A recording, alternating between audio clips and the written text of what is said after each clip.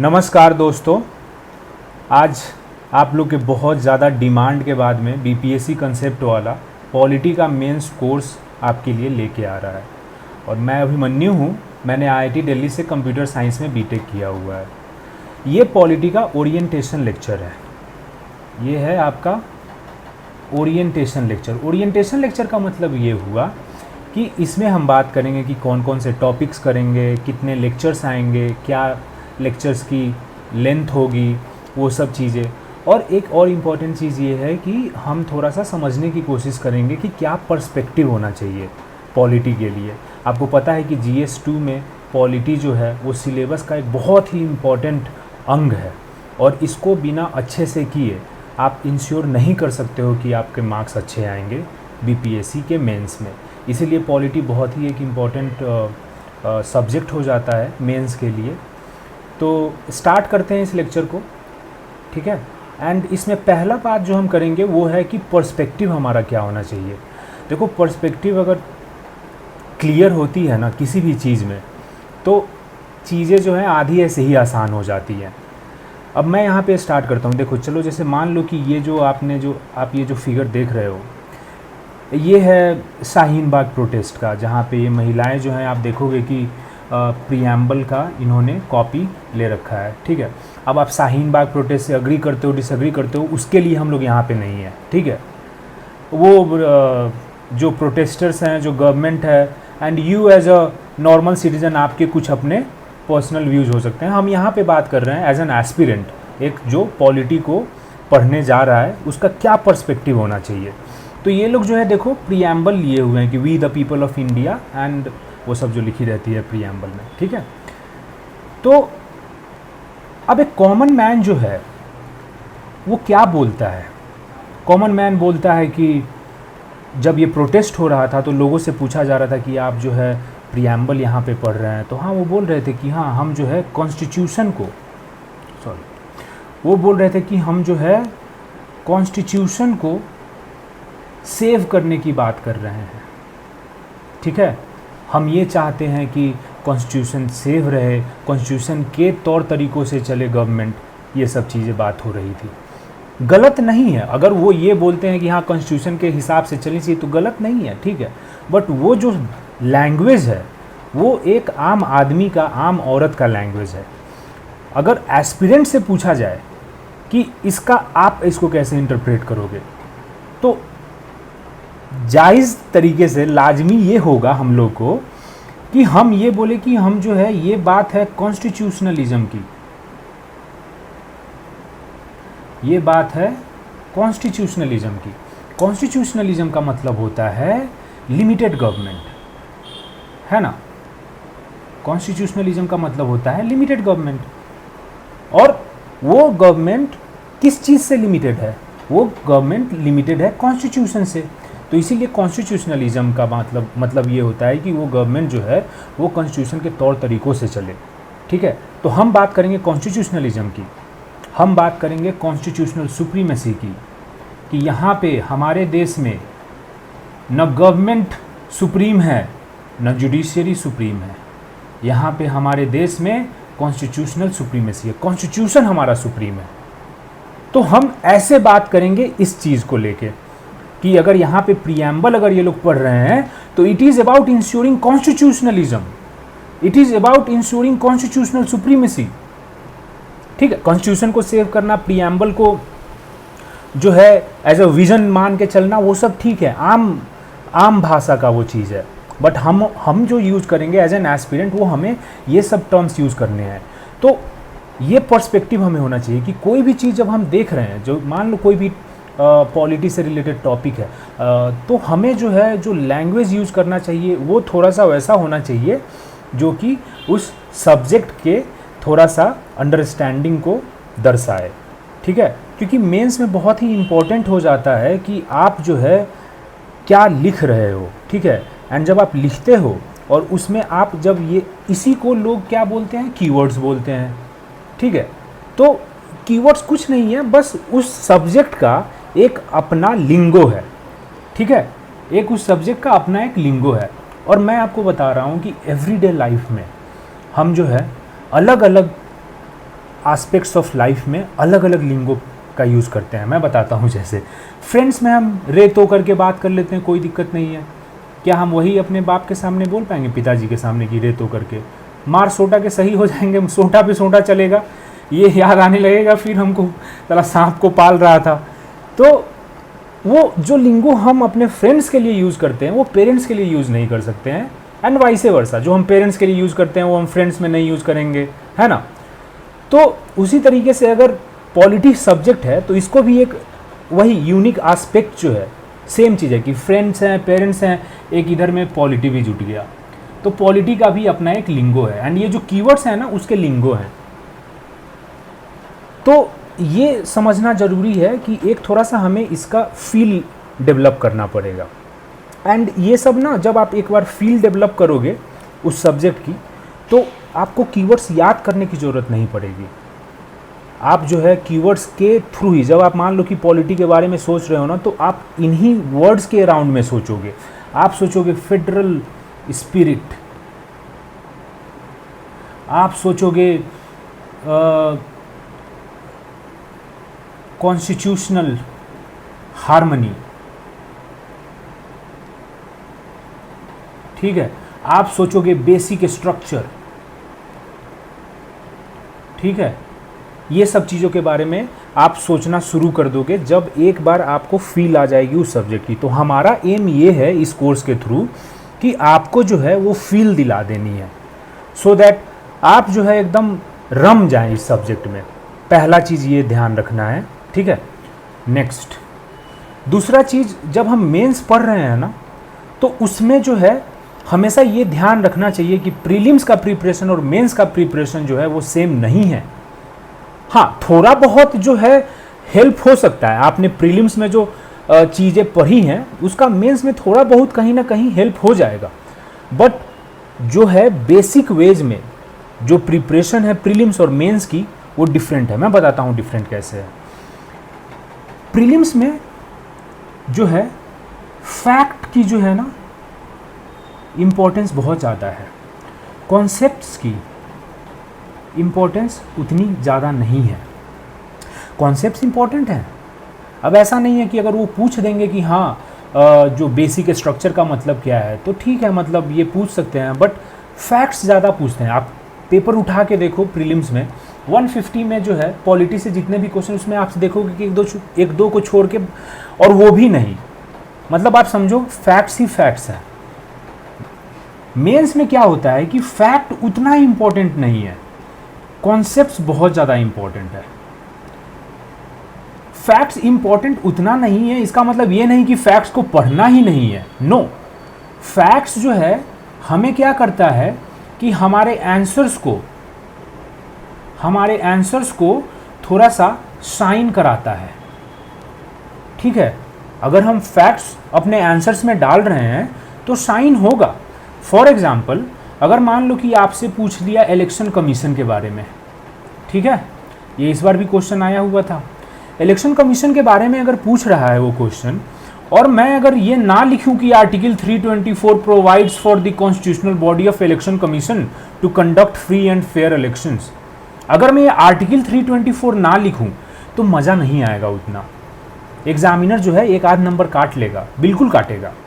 तो फैक्ट्स तो इम्पॉर्टेंट है, लेकिन उतना इम्पॉर्टेंट नहीं है कि बस फैक्ट्स ही चाहिए। यहाँ पे हमें जो है थोड़ा सा एनालिसिस की जो है नीड होती है, यहाँ पे इंटरलिंकेजेस की नीड होती है, यहाँ पे डिफरेंट सुप्रीम कोर्ट के जजमेंट्स को कोट करना है, यहाँ पे कुछ कोट्स अगर हमारे पास हैं उसको रखना है, यहाँ पे प्रोज एंड कॉन्स में बात करनी है, यहाँ पे डिफरेंट एस्पेक्ट्स को कवर करना है। तो ये थोड़ा सा डिफरेंस है। आपको एक एग्जांपल और दे देता हूँ, चलो। जैसे मान लो कि प्रीएम्बल आप पढ़ते हो, ठीक है, तो प्रीएम्बल एक बार आप प्रीलिम्स के लिए पढ़ोगे और दूसरा आप मेंस के लिए पढ़ोगे, ठीक बात। जब आप प्रीलिम्स के लिए पढ़ते हो प्रीएम्बल, तो आप रटते हो कि यार उसमें क्या क्या था। अच्छा, कि sovereign, socialist, secular, democratic Republic की बात हो रही है। बात ये हो रही है कि justice, liberty, equality and fraternity की, है ना। बात ये हो रही है कि जो है अडॉप्ट कब किया गया हमारा कॉन्स्टिट्यूशन, 26 नवंबर 1949 को, है ना। ये सारी चीज़ें, बात ये हो रही है कि किस अमेंडमेंट से जो है हम लोग सोशलिस्ट, सेकुलर और इंटेग्रिटी लेके आए, तो 42nd से, है ना। तो ये सब चीज़ें हम लोग जो है प्रीलिम्स के लिए रटते हैं। मेंस के लिए ये सब चीज़ें उतनी ज़रूरत नहीं है। आपसे कभी भी ये वाला चीज़ जो है ना, ये 26 नवंबर 1949 को हमने अडॉप्ट एंड इनैक्ट किया अपने कॉन्स्टिट्यूशन को, ये फैक्ट की कोई अहमियत नहीं है मेंस में। आपको जो है कहीं पे ये मतलब अगर पूछ ले तो ज़रूरत पड़ सकता है कि 42nd अमेंडमेंट से जो है हमने सोशलिस्ट एंड सेकुलर लेके आया, बट वो पूछते क्या है प्रीएम्बल से। आपको मैं एक बार क्वेश्चन दिखाता हूँ प्रीएम्बल का, ठीक है। ये बीपीएससी कंसेप्ट वाला का ही आप लोगों ने बुक लिया भी होगा, उसी का ये जो इंडेक्स पार्ट है वो मेरे पास यहाँ पे मैं आपको दिखाने के लिए रखा हूँ, ठीक है। आप देखो प्रीएम्बल से कैसे क्वेश्चन आ रहे हैं। The Indian constitution postulates in its preamble that India shall be a socialist secular democratic republic. What are the constitutional provisions to enforce this declaration. आप जो है ये समझ रहे हो आप क्वेश्चन क्या पूछ रहा है कि जो सोशलिस्ट सेकुलर डेमोक्रेटिक रिपब्लिक की बात हो प्रीएम्बल में, तो कॉन्स्टिट्यूशन में कहाँ कहाँ पे सोशलिज्म को थोड़ा हम लोग जो है इन्फोर्स करने की बात कर रहे हैं, सेकुलरिज्म को इन्फोर्स करने की बात कर रहे हैं, और डेमोक्रेटिक रिपब्लिक को इन्फोर्स करने की बात कर रहे हैं, कहाँ कहाँ पे है ये, ठीक है। तो इस तरीके अब सोशलिज्म हमें पता है कि वेलफेयर स्टेट की बात जो है वो हम आगे में देखेंगे ये सब कैसे हमें डील करना है। बट आप ये समझ रहे हो कि क्वेश्चन किस टाइप से आ रहा है। क्वेश्चन जो है आपको इंटरलिंकेज की ओर बढ़ा रहा है। आप ये देखो nature and significance of preamble की सिग्निफिकेंस क्या है। आप वहाँ पे फैक्ट्स रट रहे हो प्रीलिम्स के लिए कि क्या क्या है, यहाँ पे पूछता है कि सिग्निफिकेंस उसका क्या है, समझ रहे हो। तो मतलब इस तरीके से जो है हमें थोड़ा सा शिफ्ट करना है our lens of focus on different topics तो वही रहेंगे। प्रीएम्बल ही है इसमें भी, मेंस में डीपीएसपी है, fundamental rights and duties, judiciary, topics वही सारे हैं जो हम प्रीलिम्स के लिए पढ़ते हैं, बट इसमें जो फोकस है जो है हमारा वो अलग होगा, ठीक है। तो ये चीज़ दूसरा जो है आपको ध्यान में रखना है बिल्कुल बात को, कि प्रीलिम्स और मेंस में थोड़ा सा डिफरेंट होगा preparation, and we should be ready for it. Third, देखो कोई भी जब क्वेश्चन पूछते हैं वो कभी कभी ऐसा होगा कि वो जो क्वेश्चन पूछ रहे हैं आपके नोट्स जो हैं उस फॉर्मेट में नहीं है, ठीक है। तो उसमें जो है आपको एक बात मैं बता दूं कि कोई भी क्वेश्चन जो है ना आपके नोट्स, अगर आपने मान लो कि आपको नोट्स है इलेक्शन कमीशन पे, अब ये मैं आपको दावे के साथ कह सकता हूं कि जब आपके पास इलेक्शन कमीशन का नोट्स है तो इलेक्शन कमीशन का कोई भी क्वेश्चन आए आप उस नोट्स को पैकेज करके उसको बेच सकते हो, कमीशन को बिल्कुल बेच सकते हो। क्वेश्चन को जो है अनपैक करना है, और नोट्स को अनपैक करने के बाद में इसका हमें डिमांड पता चलेगा क्वेश्चन का कि इसके डिमांड्स क्या हैं। सही बात है कि अच्छा ये पूछ रहा है, ये नहीं पूछ रहा है ना। एंड फिर उसके बाद जो हमारे नोट्स हैं उस टॉपिक से रिलेटेड उसको हम पैक करेंगे उस फॉर्मेट में जिस फॉर्मेट में हमारे डिमांड है क्वेश्चन के। और जब पैक करेंगे नोट्स को तो उस समय ओपन माइंड रखेंगे। मैं आपको एक एग्जांपल से समझाता हूं। एक पार्लियामेंट का क्वेश्चन हम लोग देखते हैं, ठीक है। देखो ये पार्लियामेंट है, इसमें देखो आप क्वेश्चन देखो, the Indian parliament is not a sovereign legislature, it has vast but not unlimited powers. Comment on this statement and highlight why the Indian parliament can not be equated with its British counter part. आप एक बार जो है इसको absorb करो इस question को, ठीक है। बोल क्या रहा है कि Indian parliament is not a sovereign legislature, ठीक है, सोवरेन नहीं है ये। It has vast but not unlimited powers, इसके पास बहुत ज़्यादा पावर है, वास्ट पावर्स है, लेकिन अनलिमिटेड पावर नहीं है। Comment on this statement. And उसके बाद ये पूछा है कि इंडियन पार्लियामेंट को ब्रिटिश पार्लियामेंट से क्यों नहीं हम इक्वेट कर सकते हैं, ये बताइए, ठीक है। अब मैं अगर आपको पार्लियामेंट जब मैं पढ़ाऊंगा तो आप देखिएगा कि पार्लियामेंट में आपके जो नोट्स होंगे उसमें बहुत सारे पार्ट्स होंगे, बट उसमें अभी मैं नीचे आऊँगा कि नोट्स में क्या क्या आपको मिलेंगे, बट यहाँ पे थोड़ा सा तत्काल पर्पस के लिए इसमें बहुत सारे पार्ट्स होंगे, बट ये भी होंगे कि इसके पावर्स क्या हैं, इसके जो है लिमिटेशंस क्या हैं, ठीक है। इसका जो है हम कंपैरिजन भी करेंगे विथ यूके का पार्लियामेंट, ब्रिटिश पार्लियामेंट से, ठीक है, कंपैरिजन भी हम करेंगे। अब ये आपके पास नोट्स हैं और क्वेश्चन जो है आप देख रहे हो कि is not a sovereign legislature, it has vast but not unlimited powers, comment on this statement. तो आपको जो है ना, अब इसमें देखो आपके पास नोट्स ये सब हैं। वो बोल रहा है कि vast but not unlimited powers. वो क्या बोल रहा है? Vast but not unlimited powers. तो अब देखो पैकेजिंग जब करेंगे तो वास्ट पावर्स है तो ये पावर्स वाला इसमें चला जाएगा कि हम बोल देंगे हाँ पार्लियामेंट हैज़ वास्ट पावर्स, एक हेडिंग बनाएंगे और उनके लिए टट 6-7-8 पॉइंट जो हमारे पावर्स में आएंगे वो हम डाल देंगे कि वास्ट पावर्स है बट नॉट अनलिमिटेड पावर्स। अब फिर इसी का हम जो है लैंग्वेज यूज करेंगे, एक दूसरा सब हेडिंग बनाएंगे कि बट नॉट अनलिमिटेड पावर्स और फिर लिमिटेशंस चेप देंगे वहाँ पे। और फिर जो है तीसरा पार्ट उसका था कि कंपैरिजन करो, तो कंपैरिजन वाला तीसरा सब हेडिंग बन जाएगा। तो इसका मतलब ये हुआ कि जब हम पैकिंग करेंगे ना तो लैंग्वेज लेवल ये सब क्वेश्चन का यूज़ करना है हमें और कंटेंट अपना भर देना है। समझ रहे हो आप कि जब हम पैकिंग यहाँ पे कर रहे हैं तो हम ये बोल रहे हैं कि हाँ पार्लियामेंट हैज़ वास्ट पावर्स। हमने तो नोट्स में रखा था कि पार्लियामेंट के क्या पावर्स है, तुम बोल रहे हो कि वास्ट पावर्स है तो लो वास्ट पावर्स में ही हम पावर्स को घुसा देंगे, क्या दिक्कत है।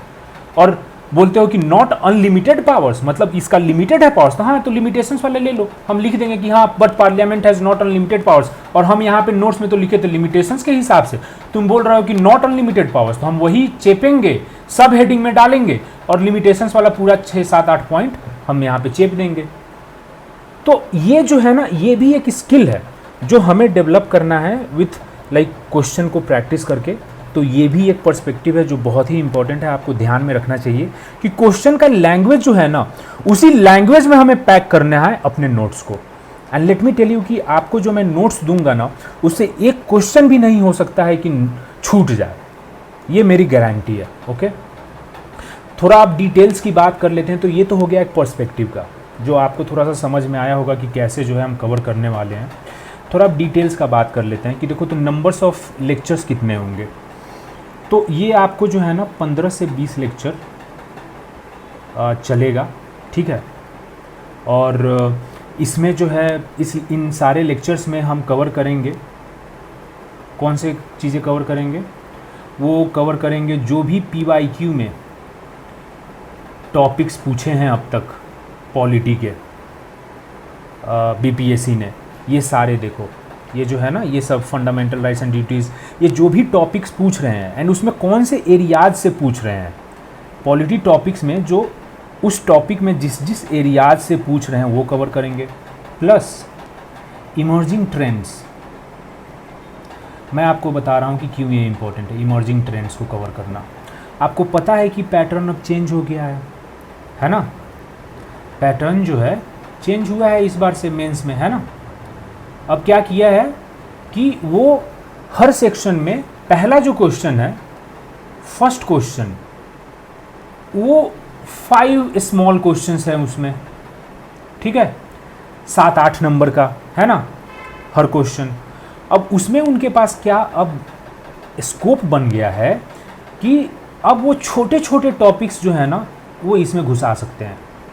पहले जो है जब 36 या 38 नंबर का क्वेश्चन वो पूछते थे तो उनके पास स्कोप नहीं था कि वो छोटे टॉपिक्स पे पूछ पाए।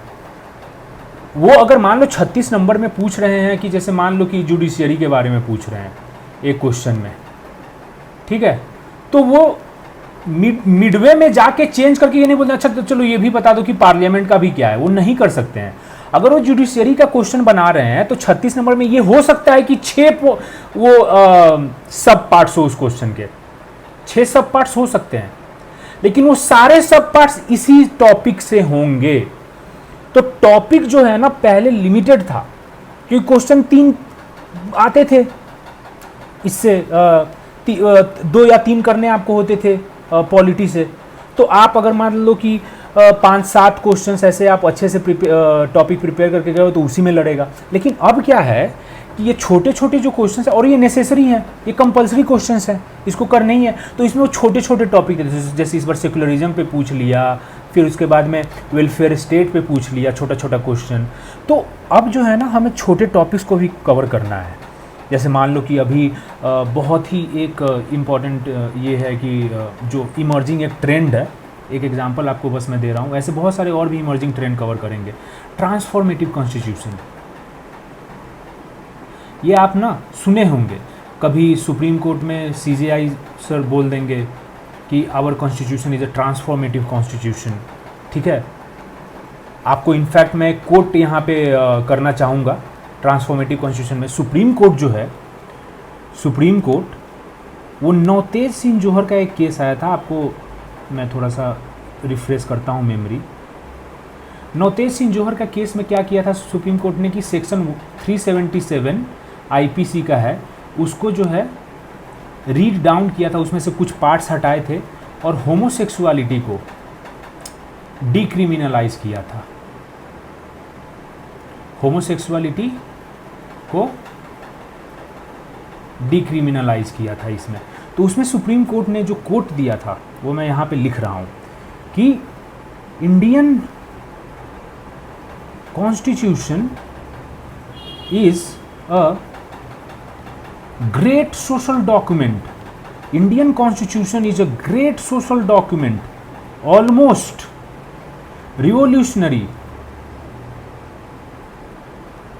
revolutionary in its aim of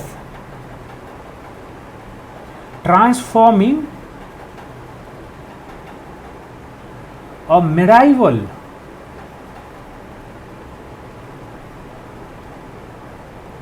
hierarchical society into a modern egalitarian democracy. आप समझ रहे हो, ये बोल रहे हैं कि Indian constitution is a great social document. जो हमारा संविधान है वो बहुत ही तगड़ा सोशल डॉक्यूमेंट है। इट्स अ सोशल डॉक्यूमेंट, सामाजिक डॉक्यूमेंट है ये, ऑलमोस्ट रिवोल्यूशनरी, एकदम क्रांतिकारी टाइप है। इस क्या चीज में, ये अपने एम में, in its aim of transforming, ये देखो ट्रांसफॉर्म करने की बात हो रही है, एक मेडाइवल हायरार्किकल सोसाइटी को मॉडर्न इगैलिटेरियन डेमोक्रेसी में। तो ये ट्रांसफॉर्मेटिव कॉन्स्टिट्यूशन ही है। हमारा जो कॉन्स्टिट्यूशन है वो ट्रांसफॉर्मेटिव कॉन्स्टिट्यूशन है। तो ये तो मैं थोड़ा सा बस आपको एक थोड़ा सा ट्रेलर टाइप का दे रहा हूँ कि ये सब छोटे छोटे जो टॉपिक्स हैं ना, इसमें भी हमारे पास 5-5 पॉइंट प्रो कॉन्स के होने चाहिए वे फॉरवर्ड, सो दैट वो छोटे छोटे अगर टॉपिक्स पे छोटे क्वेश्चंस बना देना तो भी हमको जो है दिक्कत नहीं होनी चाहिए। तो ये सारी चीज़ें हम कवर करेंगे। PY की टॉपिक्स जो भी एरियाज़ हैं हमारे, आपको मैं दिखा दूं कि हमने जो फाइनलाइज किया है ये टेंटेटिव है, इसमें आगे में और भी ऐड कर सकते हैं हम लोग, जैसे जैसे कुछ नया चीज़ आ गया, कुछ नया डेवलपमेंट हो गया तो हमें ऐड करना है ना। लेकिन यहाँ पे देखो जैसे प्रीएम्बल है आपका, प्रीएम्बल का फिलॉसफी, सिग्निफिकेंस, प्रोविजंस, फिर फंडामेंटल राइट्स में क्या क्या हम लोग जो है एस्पेक्ट्स कवर करने वाले हैं। DPSP जो है, directive principles of state policy, fundamental duties, आपको जुडिशियरी में क्या क्या कवर करने वाले हैं, कॉन्स्टिट्यूशनल स्कीम क्या है, कॉलेजियम सिस्टम क्या है, judicial review activism, basic structure, judicial pendency. अभी देखो इस पर क्वेश्चन नहीं आया है, लेकिन ये एक इमर्जिंग ट्रेंड है कि बहुत ज़्यादा जो है पेंडेंसी है, ठीक है, और उसकी वजह से केस ओवरलोड भी है ना। तो ये सब चीज़ें जो है ये थोड़ा सा हम लोग देखेंगे। पार्लियामेंट के बारे में हम लोग थोड़ा सा पढ़ेंगे। तो अभी देखो जैसे national integration, parliament as a forum of national integration, ये PYQ में पूछा हुआ है, जो है PYQ में, ये मैं आपको दिखाता हूँ एक सेकेंड। हाँ देखो, the parliament of India is an effective forum for national integration, कि जो पार्लियामेंट हमारा है ये एक फोरम है नेशनल इंटीग्रेशन के लिए। तो वो सब तो कवर करेंगे ही जो मतलब पूछा गया है PYQ में, बट इमर्जिंग ट्रेंड्स भी हम लोग कवर करेंगे। प्रेसिडेंट का कवर करेंगे, गवर्नर करेंगे, ठीक है। फेडरलिज्म पे क्या इम्पैक्ट है, बिहार, कहीं कहीं पे क्वेश्चंस बिहार के स्पेसिफिक भी पूछता है, वो भी कवर करेंगे। इलेक्शन कमीशन बहुत ही एक इंपॉर्टेंट टॉपिक है, तो इसके बहुत जितने भी एस्पेक्ट्स हैं ये सब हम लोग कवर करने हैं। पॉलिटिकल पार्टीज से क्वेश्चन आता है, ठीक है। रीजनल पॉलिटिकल पार्टीज आपने देखा है, तो इसमें क्या क्या ओरिजिन, नेचर, बिहार में क्या इसका डेवलपमेंट है, और caste, religion, language based regional political party सब जो है ना, ये सब हम लोग कवर करेंगे। इलेक्शंस हैं, स्पीकर हैं, वाइस प्रेसिडेंट है, पंचायती राज है, 5th और 6th शेड्यूल। अब देखो इस पर क्वेश्चन नहीं आया है, लेकिन पूछ सकते हैं। 5th एंड 6th शेड्यूल, छोटा सा एक स्मॉल क्वेश्चन पूछ देंगे कि what is the difference between 5th and 6th schedule, और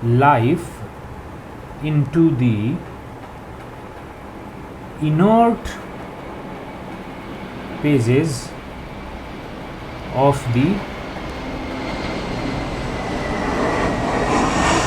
Constitution. Judiciary breathes life into the inert pages of the Constitution. ये किसने बोला है? फेलिक्स फ्रैंकफर्टर.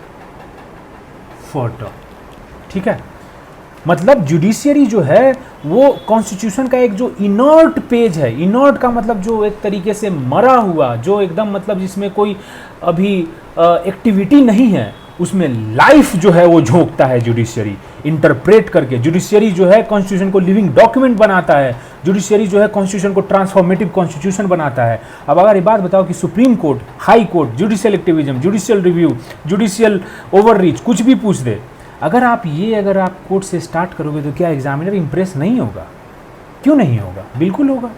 तो इस तरीके से जो है सारे टॉपिक पे एक कोट रहेगा जो आप, और आपको एग्ज़ाम में जो है ना क्वेश्चन जब भी आपको देखना है तो आपको सबसे पहले पता करना है कि इस क्वेश्चन में सबसे मोस्ट इंपॉर्टेंट किस टॉपिक के बारे में है ये, और आपको याद करना है कि नोट्स में कौन सा वो टॉपिक में क्या कोट था. पहले तो आंख मूंद के वो कोट चेपना है एकदम, उसमें तो मतलब कोई कॉम्प्रोमाइज़ ही नहीं, मतलब आप पाप करोगे अगर कोट नहीं लिख रहे हो तो.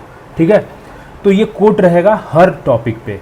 एक कोट आपको छोटा सा, 50 कोट नहीं दूंगा, एक ही कोट दूंगा, क्योंकि नहीं तो कन्फ्यूज़न हो जाएगी. एक टॉपिक पे एक कोट रहेगा. दूसरा है कि हर टॉपिक में देखो यार, पॉलिटी जो है ना उसके एक बात करने का कोई भी टॉपिक का एक तरीका है. वो तरीका एक है कि आर्टिकल्स के थ्रू बात करो आप नहीं तो क्या होता है कि क्रेडिबिलिटी बढ़ती है. अगर आप ऐसे बात करोगे तो यार ठीक है, अब आप बोल दोगे हाँ इलेक्शन कमीशन है ये सब ठीक है, अब लेकिन बोलोगे आर्टिकल 324 जो है वो है, उसमें बोलता है इलेक्शन कमीशन के बारे में. ठीक है, आप बोल दोगे कि हाँ कंटेम्प्ट ऑफ कोर्ट की बात तो होती है, लेकिन अगर आप लिख दोगे कि हाँ 129 आर्टिकल 129 जो है वो कंटेम्प्ट ऑफ कोर्ट की बात करता है. ठीक है, तो इससे बढ़ता है, क्रेडिबिलिटी बढ़ती है. ठीक है, और दूसरा बात ये भी कि एग्जामिनर को भी लगता है कि यार ये तो बहुत ज़्यादा पढ़ पुढ़ा के आया है. ठीक है, तीसरा है सुप्रीम कोर्ट का जजमेंट. कॉन्स्टिट्यूशन जो है, अभी मैंने बताया कि judiciary breathes life into the inert pages of the constitution. तो कॉन्स्टिट्यूशन जो है, पॉलिटी जो है, it is incomplete without the interpretation, without the judgement of the Supreme Court. आप जो है सेक्शन 377 की बात करो तो सेक्शन 377 जो है ये अब ख़त्म हो गया. क्यों ख़त्म हुआ? क्योंकि सुप्रीम कोर्ट ने वैसा इंटरप्रेट कर दिया है. समझ रहे हो? तो सुप्रीम कोर्ट जो है बहुत तरीके से जो है, बेसिक स्ट्रक्चर का डॉक्ट्रिन आप देख लो. बेसिक स्ट्रक्चर जो है वो तो हमारे संविधान में कहीं नहीं लिखा हुआ है, किसी आर्टिकल में नहीं लिखा हुआ है कि this provisions, this features will be the basic structure of the constitution of India. ऐसा कहीं नहीं लिखा है. ये सुप्रीम कोर्ट की अपनी इन्वेंशन है, जुडिशियल इन्वेंशन है ये. तो सुप्रीम कोर्ट के जजमेंट्स बहुत इंपॉर्टेंट है. कहीं पे अगर मान लो कि कुछ वेगनेस है कि पता नहीं क्या करना है, तो सुप्रीम कोर्ट का जजमेंट जो है वहाँ पे बहुत काम आता है. तो इसीलिए सुप्रीम कोर्ट का जजमेंट भी जहाँ भी रेलेवेंट होगा और जहाँ पे भी नीड रहेगी वो हम बिल्कुल जो है वहाँ पे प्रोवाइड करेंगे नोट्स में. उसके बाद में उस टॉपिक के डिफरेंट एस्पेक्ट्स हो सकते हैं. देखो छोटा टॉपिक जैसे फंडामेंटल ड्यूटी अगर है तो उसमें ज़्यादा एस्पेक्ट्स नहीं बनेगा. उसमें क्वेश्चन भी देखो ना कम ही पूछा है फंडामेंटल ड्यूटी से. देखो फंडामेंटल राइट्स एंड ड्यूटीज़ में देखो ये तो है फंडामेंटल राइट्स का ही क्वेश्चन है, ये भी फंडामेंटल राइट्स का ही क्वेश्चन है. ये राइट टू प्रॉपर्टी भी फंडामेंटल राइट ही पहले था, इसीलिए फंडामेंटल राइट्स के पास एक क्वेश्चन पूछा, describe the fundamental duties as enumerated in the constitution of India. कि मतलब जो कॉन्स्टिट्यूशन में फंडामेंटल ड्यूटीज़ दी गई हैं उसको डिस्क्राइब कीजिए. तो अब वो छोटा टॉपिक है ना, तो उसमें शायद कम एस्पेक्ट बनेगा, 2 एस्पेक्ट बनेंगे कि हाँ क्यों इम्पॉर्टेंट है और क्यों नहीं है इम्पॉर्टेंट, क्या इसके जो है नेगेटिव कॉन्सिक्वेंसेज हो सकते हैं. इस टाइप से वे फॉरवर्ड टाइप का बन सकता है. लेकिन कोई अगर बड़ा टॉपिक है, जैसे मान लो कि जुडिशरी है, तो जुडिशरी में बहुत ज़्यादा एस्पेक्ट्स हैं, अलग अलग एस्पेक्ट्स हैं कि भाई एक तो जुडिशरी का कॉलेजियम सिस्टम का क्या बात है, बेसिक स्ट्रक्चर का क्या बात है, जुडिशियल रिव्यू, जुडिशियल एक्टिविज्म का क्या बात है ना, जुडिशियल पेंडेंसी का क्या बात है. फिर उसके बाद में जो है एग्जीक्यूटिव और जुडिशरी के बीच में टसल जो है उसका क्या बात है. तो अलग अलग एस्पेक्ट्स, पार्लियामेंट पे भी वैसे ही अलग अलग एस्पेक्ट्स हैं, प्रेसिडेंट के भी अलग अलग एस्पेक्ट्स हैं. ठीक है, फंडामेंटल राइट्स में अलग अलग फंडामेंटल राइट्स के अलग अलग एस्पेक्ट्स बनेंगे. तो अकॉर्डिंग टू द टॉपिक वो एस्पेक्ट्स कम या ज़्यादा हो सकते हैं. ठीक है, तो वो रहेंगे इसमें. फिर उसके बाद में एग्जाम्पल्स रहेगा. ठीक है, अब एग्जाम्पल्स जो है वो इम्पॉर्टेंट है, क्योंकि जैसे मान लो कि एग्जाम्पल्स में आप सुप्रीम कोर्ट का जो जजमेंट है वो भी एज एन एग्जाम्पल ही है, या फिर आप कोई स्टेट का एग्जाम्पल दे सकते हो, ठीक है। आप जो है कोई कमीशन, कमिटी, ये सब एग्जाम्पल हो सकता है कि सरकार या कमीशन जो है वो है। फिर उसके बाद में आपको राजमन्नार कमेटी, बहुत सारे सेकेंड ARC रिपोर्ट हम लोग पढ़ते हैं ना, तो वो सारे एग्जाम्पल्स में आएंगे हमको, ठीक है। तो ये सब भी इम्पोर्टेंट है। लॉ कमीशन की कुछ रिपोर्ट आती है, वो कुछ अगर कुछ एडवाइस देते हैं, रिकमेंड करते हैं, तो वो भी इम्पोर्टेंट हो जाती है। अलग अलग जो है एस्पेक्ट्स में अलग अलग कमिटीज़ सेटअप होती हैं, उनके भी जो है इम्पोर्टेंट हो जाते हैं एस्पेक्ट्स। फॉर एग्जांपल अगर आप ये जस्टिस, जुवेनाइल जस्टिस की अगर बात करोगे तो JS वर्मा कमेटी बहुत इंपॉर्टेंट है, तो वो सब बातें हमें करनी है, तो वो एग्जांपल्स में आ जाएगा। अच्छा, अब क्वेश्चंस में कहीं कहीं पे बिहार स्पेसिफिक भी वो पूछता है, तो वो जहाँ पे भी हमें बिहार स्पेसिफिक का चाहिए वहाँ पे हम बिहार स्पेसिफिक एनालिसिस भी करेंगे। जैसे गवर्नर से जो है उसने पूछा हुआ है, जैसे ये गवर्नर का आप देखो, तो देखो discuss the powers and actual position of governor in Bihar politics, है ना, governor and his role in Bihar. तो कहीं कहीं पे किसी किसी टॉपिक में वो बिहार स्पेसिफिक भी क्वेश्चंस आते हैं, तो वो वहाँ पे हम बिहार स्पेसिफिक भी कवर करेंगे, कोई दिक्कत नहीं है। तो इस तरीके से जो है नोट्स आपको मिलेंगे, और नोट्स बहुत ही क्रिस्प आपको मिलेंगे, ठीक है। तो ये रहा एक पूरा ओवरव्यू कैसे हम लोग जो है कवर करने वाले हैं। अगर कोई भी आपको डाउट है तो आप बिल्कुल जो है पूछिए, और आई होप कि ये आपको सही लगा, ये कोर्स का जो स्ट्रक्चर एंड ओवरव्यू है। And see you soon in the course. Thank you.